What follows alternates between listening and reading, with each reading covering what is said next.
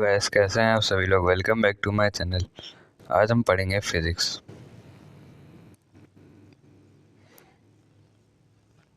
तो पिछले लेक्चर में हमने रेयरफैक्शन कंप्लीट किया था और फिर उसको डायग्राम की मदद से समझा भी था।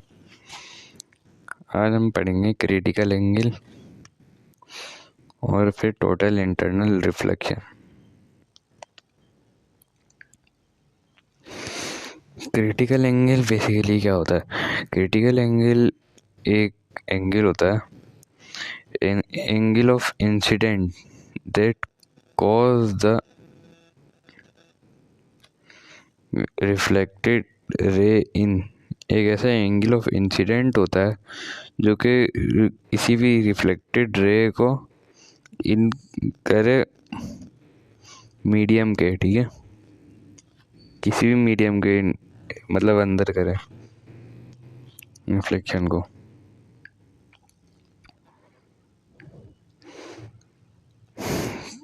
To bend through 90 degree is called critical angle, ठीक है। ऐसा एंगल जो कि एक सर्किल के अंदर बने या फिर सेमी सर्किल के अंदर बने। एक मिनट, इसको मैं डायग्राम की मदद से बताता हूँ। अब यहाँ पे एंगल बन रहा है, हमारे पास इंसिडेंट रे अंदर आई, ठीक है। एक मिनट, ये थोड़ी टेढ़ी हो गई लाइन। तो इंसिडेंट रे यहाँ से टकराएगी, यहाँ से टकराने के बाद ये बनाएगी 90 डिग्री एंगल इस तरफ से। तो यहाँ पे इसका बन जाएगा 90 डिग्री का एंगल। तो ये क्रिटिकल एंगल आपकी डेफिनेशन के हिसाब से। और अगर हम इसको सीधा बनाएं तो ये बनेगा कुछ इस तरीके से,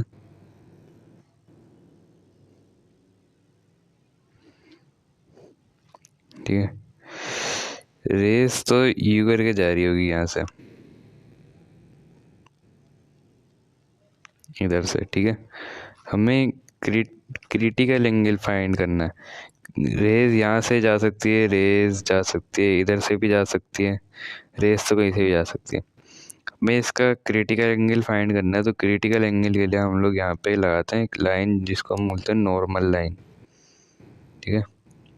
तो ये नॉर्मल है, यहाँ पर बन रहे हैं 90 डिग्री एंगल्स। इस वाली लाइन को फिलहाल हटा देता हूँ क्योंकि थोड़ी डिफ़िकल्टी हो रही है इसे पढ़ने में। आप समझ आए, यहाँ पे बन रहा है 90 डिग्री एंगल और अपोजिट साइड यानी कि इधर भी 90 डिग्री एंगल बनेगा, ठीक है। समझ में आई? अब चलते हैं नेक्स्ट टॉपिक की तरफ। एक minute. Total internal reflection. If a ray passes from a dense medium to a rare medium, its angle of incidence is greater than the critical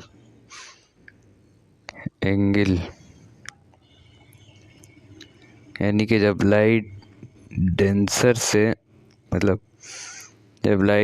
से रेयरर मीडियम में आती है तो फिर उसका एंगल ऑफ इंसिडेंट वो बड़ा होता है क्रिटिकल एंगल से, ठीक है। और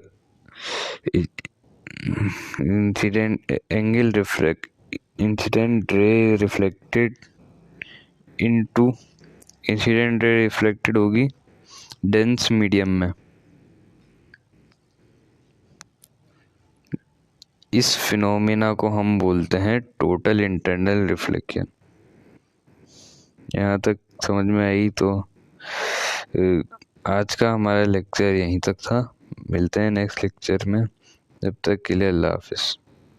अगर कुछ समझ में नहीं आया तो कमेंट में पूछ लीजिएगा।